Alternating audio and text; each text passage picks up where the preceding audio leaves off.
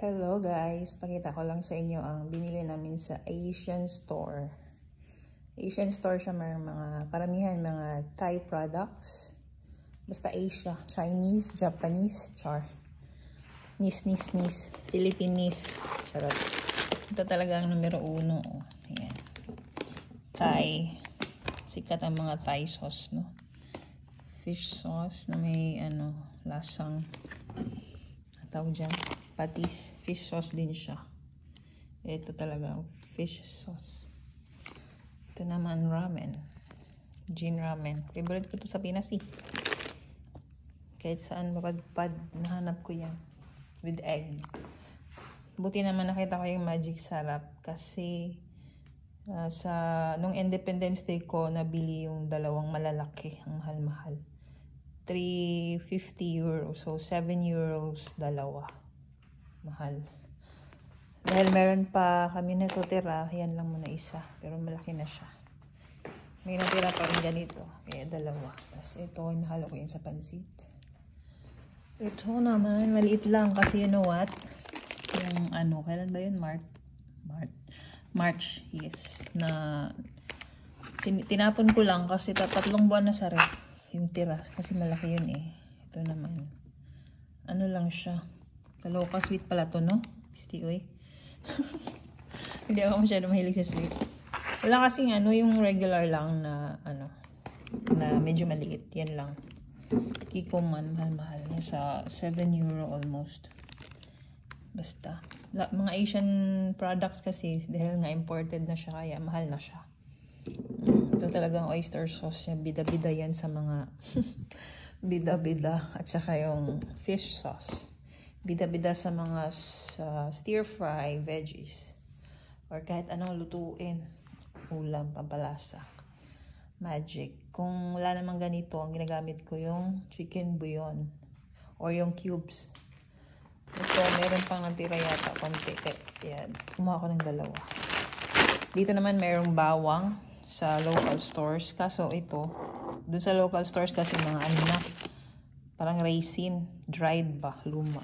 Ito naman medyo bago-bago pa.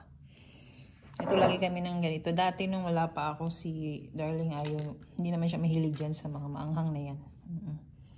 Sambal.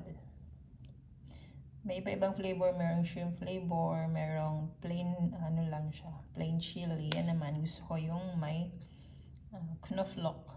Or in English, garlic. Knoflook sa Dutch. Okay, try lang. Sarap din siya. So, ito ang lamang gisado. Sarap siya sa mangga. So nga lang yung mangga dito, hindi katulad ng mangga sa atin. Mangga kalabaw na sobrang malasa, masarap. Malinamin. Tsaka yung Indian mango. Ang mangga kasi dito parang tinatawag na mangga apple or mango apple style.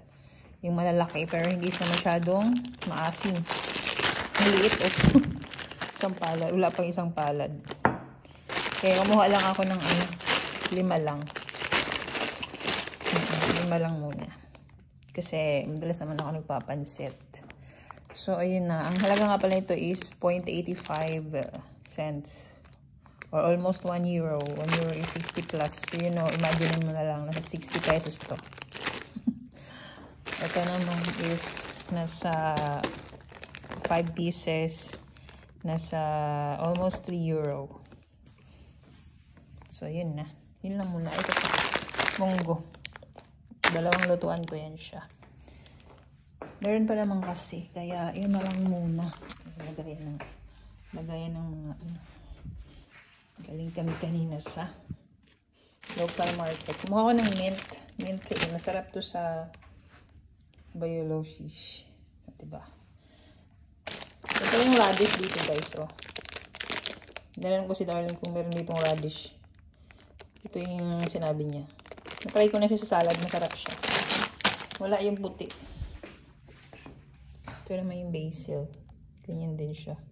Mas gusto ko itong ganito kaysa yung walang ugat. Kasi pwede mong pwede mong gamitin na paulit-ulit. Ayun naman yung yung tawag dyan, celery tawag dito. Si Darling nagpainit. Load siya ng Formula 1 daw. So ako ay ililigpit ko na Itachi. Ayun pa rin dito. Ayan. Ayun pa dito yung mga everyday yan nag-juice si Darling. Ako may feeling guilt ako pag mag-ano ako ng mga juice. Pero pure daw siya eh. Ewan. Kita niyo yan.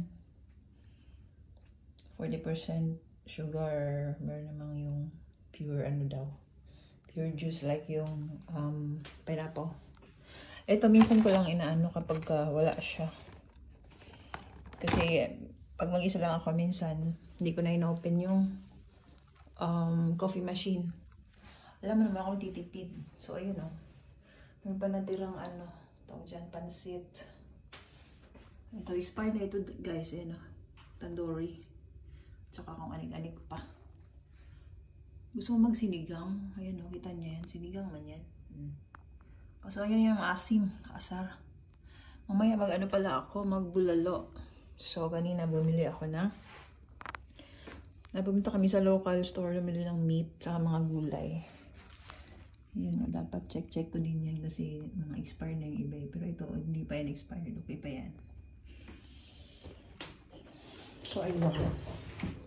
Ito yung meat. Yes.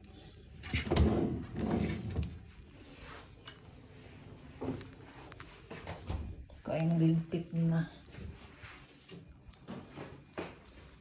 Okay, thank you for watching.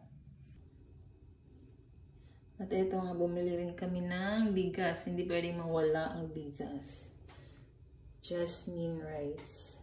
So, 4.5 kg lang ito. Yan. About isa. Wala kasi yung ano eh. Yung mas malaki nito. Kaya yan kinuha namin. Tig-isa sila niyan. Pares lang din silang jasmine. So, okay lang. Ito jasmine din. So, mamaya ako ay magluto ng nilagang baka. Ang ano dito, wala yung beef shank. Wala yung beef shank ba guys na madalas kong binibili sa supermarket sa Pinas. So, ayun. Ano to, nasa 9 euro to. Mamarinate ko to, baka to. So, yung iba, ihalo ko dito. May laman. Ito, ganito yung beef shank dito. Hindi siya ganun ka super laki talaga. Minsan naman merong ano lang, yung parang bone marrow lang, yung puti lang, yung ganyan lang siya. O yan. Yan. So, ito yung i-marinate ko, parang tapa. Yes, naglagay din ako ng konting laman kasi sobrang dami din naman. Tsaka kung dalawang ano kulang. Kaya dinagdagan kong laman. So, ayun lang. Yung iba, nandiyan. Hibachi.